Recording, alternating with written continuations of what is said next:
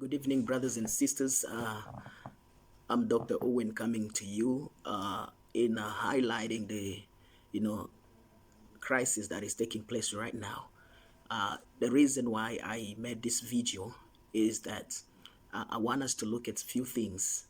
I'm not going to take much of your time, but I want you to follow me carefully because the crisis that we've caused is too much. And somehow I begin to wonder whether are we aware of what is happening. When this scenario started, whereby we all supported, Zuma, for not being jailed. Now, this alone was actually a good supportive, motive whereby we needed to know why they arrested Zuma without going through a trial. We understand that many of us were very angry, but what we need to understand, and some of us understood as well, that okay, wow, this is a law that is taking place. There may be a sense of injustice in whatever is happening. I do not deny that there is an injustice somewhere, somehow, but I believe the court will sort that, and very soon the president will be out. But what amazes me is this. In support of former President Zuma, we have escalated to another kind of behavior that has actually brought fear in South Africa. And this alone has not brought fear alone, but has also brought hatred. There is a sense of, hatred that has emerged within people, which will cause us, actually, the result of it, we're not gonna like it. Now, I'm appealing to my brother and sisters. Looting, vandalizing people's, assets is not a solution. Whatever we are doing, we need to understand clearly that there is a price to pay. When you loot somebody else's business, does that make you proud?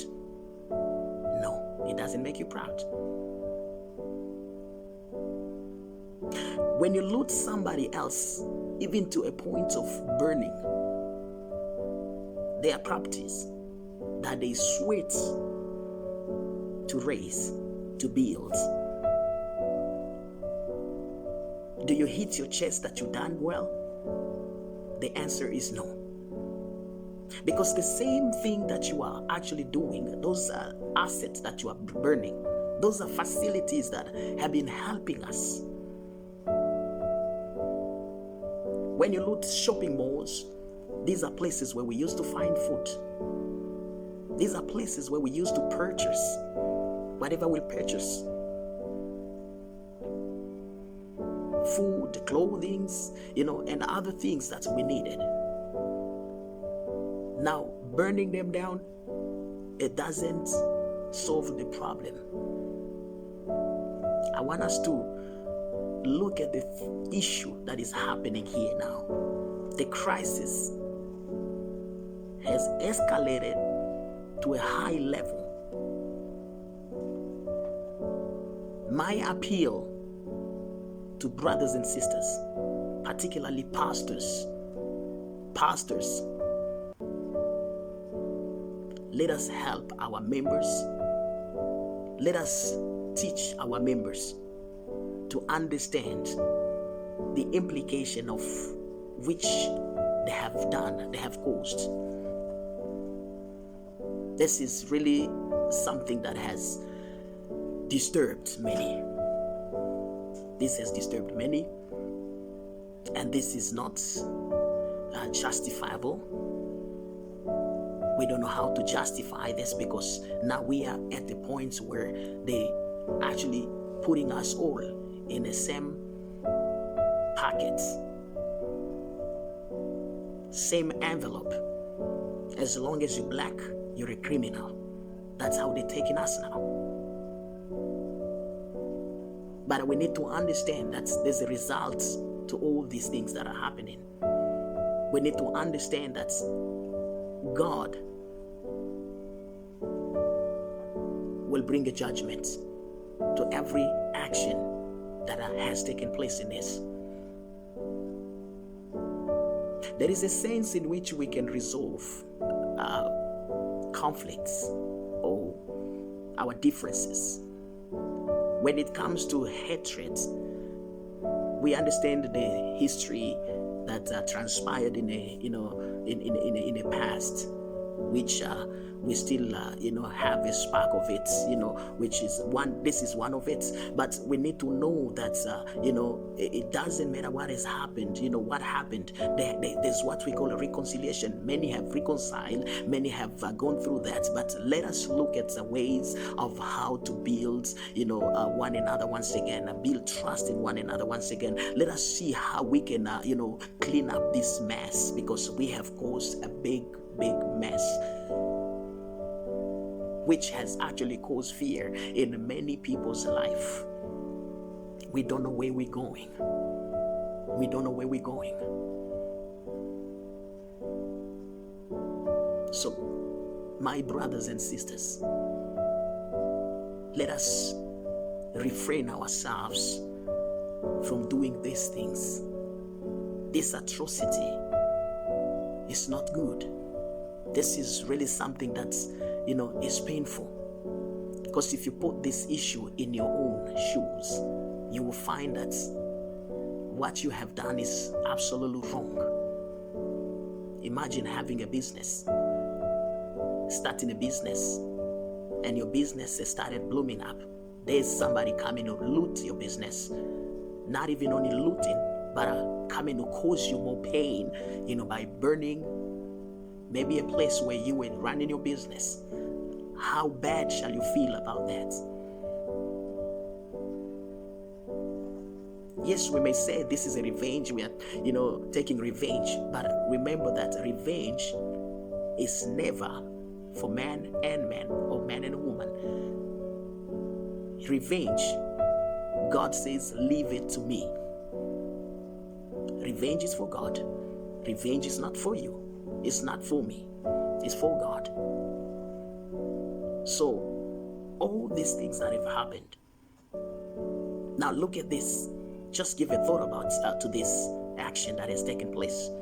This kind of atrocity that has taken place. Now looting all the shops, destroying the shops. Also petrol stations. What are you thinking about? How will people travel? Where will people get food? Yes, maybe you've taken a food that will, you've looted a food that will take you a month or 2 months, even 6 months, that will finish. And when it finishes, where will you get food? Can't you see that we are putting ourselves in a problem? We are causing a big problem to ourselves. Messing up with the economy. Messing up with everything, infrastructure. We are causing ourselves a big problem. Look at a beautiful country with a beautiful infrastructure, but we want to bring the country down. Please, I beg of you, my fellow brothers and sisters, let us look at the way to solve the problem. Let us look at other way to address our issues. This is not a better way to pull attention. This is not a better way. We understand the way the government is putting us. Look at the church. The church has been neglected. The government has neglected the church. With the issue of vaccine, this coronavirus, what is happening? The government knows deep down that the church has solution to this. But they chose to neglect us as the church. They chose to put us aside. Yet whenever there's a problem, we pray for people that are affected with the coronavirus and they get healed. I personally have prayed for more than 6 people who had been actually very critical and they got healed. Others I phoned them, actually I prayed for them while they in the hospital and they got healed. That shows me that the church has a solution to this. But the government choose to turn a blind eye on that. Why? Because they don't want to acknowledge the church. The church is able to to mediate in time like this. The church is able to make sense in this moment. But they chose to put the church aside. But we cannot stop to mobilize people to stop these actions, these things that are happening, because they affect us all. That is why I'm appealing to every man of God that is there, every religious leader. Please try to see how to speak to people. People should know that looting is not of God, it's not from God. Looting is stealing. When you take something that does not belong to you, you're actually stealing.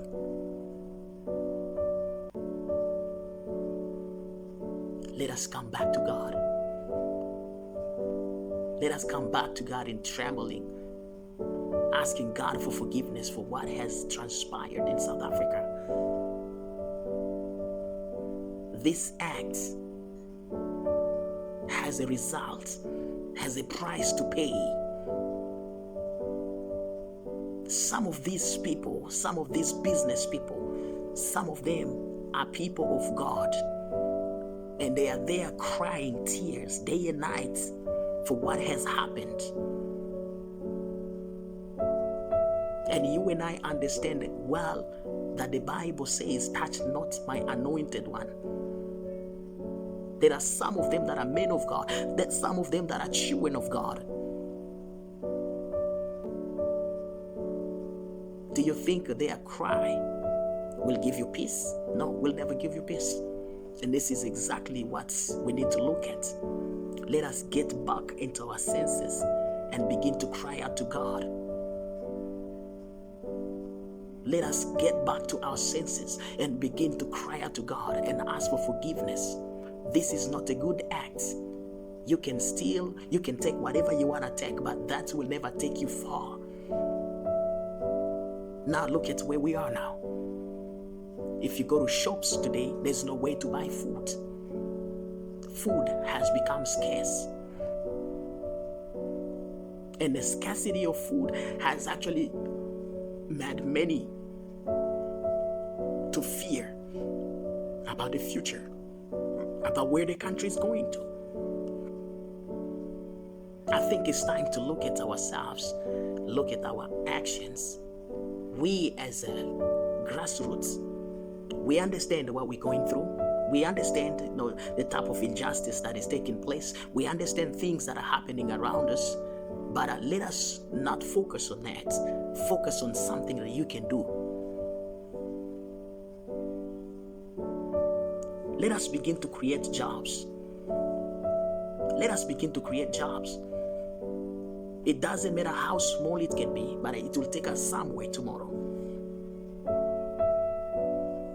That is the only way you will stand on your feet. But waiting for the government, waiting for things to happen, it may cause us wait long, for very long. My beloved sisters and brothers, let us begin to innovate. Do something for yourself. Let us begin to do something. I think at this point where we are at, it is a point first where we need to cry out to God and go back to God on our knees and begin to pray and begin to cry out to God and begin to ask God for forgiveness for all these atrocious acts that we have committed. Because if you look at things, how things are going, you will tell me in future, when we are busy suffering consequences of what we have caused, I'll tell you this will be very painful. Remember that what you sow is what you will reap. You got to know that. You got to put that in mind. You reap what you sow. And this, we understand, this is not only done in South Africa. This is not only taking place, this issue of, governments, doing their own things, but it is done in the whole Africa. Everywhere people are crying. Everywhere people are crying. That's why it is a time for you to look at it, look at things in another perspective. In another perspective, where you got to start, innovating. Forget about, you getting a job, waiting for the government to give you, according to your expectation. Start innovating. Start planting things. Agriculture also is a way out. It helps us, it just start doing something that can be beneficial for you, to you. That is what's actually will help us to have a great and a good economy for ourselves. My brother, my sister, consider my word tonight. Looting will never help in anything. Vandalizing will never help in anything. Think of better thing to do. Instead, that will cause you pain in future. Did you know that those business people that their shops have been looted? Did you know that most of those people have insurance? Their shops are insured. Now look at what happens now. When the insurance company fix their things, you will remain with a bad name. So the bad name will remain on you. So you'll be a bad guy here while their shops, their business is going back again. They stood up on their feet, but we are still given a bad name. So we got to look at this and think carefully about what is happening actually, because what is happening is unacceptable. It is unacceptable, my brothers and sisters. Let us consider other ways to address our issues.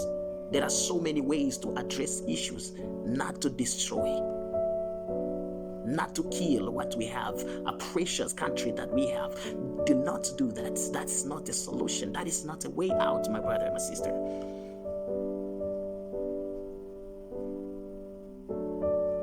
Somehow you don't understand what famine is. You talk of famine. Famine is evil. It's bad. Not evil, but it's bad. I know what it is to go through famine.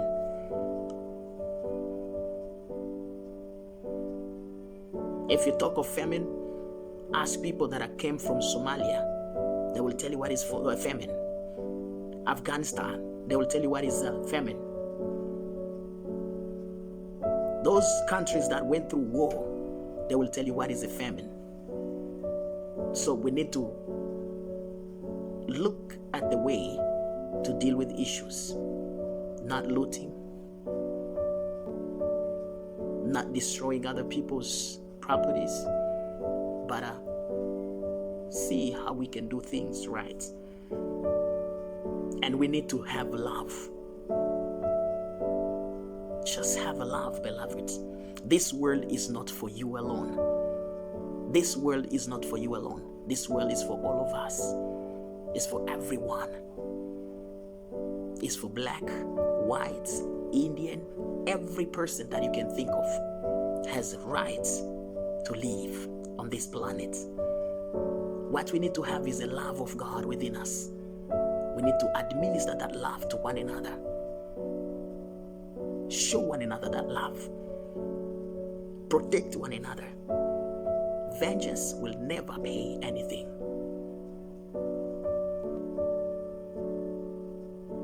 I don't want to take much time. I know your time is very precious. But I want you to think about these words that I've just spoken. Think about them. And reconsider actually how you can solve this mess that we are in already. Right now, there is no way to buy petrol. Most of shops that facilitated us, now we cannot get easy access. We cannot access to those shops easily. Some of us don't even have fuel to go around looking for food. This is a big crisis, beloved. This is a big crisis. Let me leave this to you. Think about it. Think about it. And remember that you are responsible to your own actions. No one is responsible to your own actions, but yourself, you are responsible. Act responsibly. Let us see how we'll build Africa. Let us see how we'll make Africa great.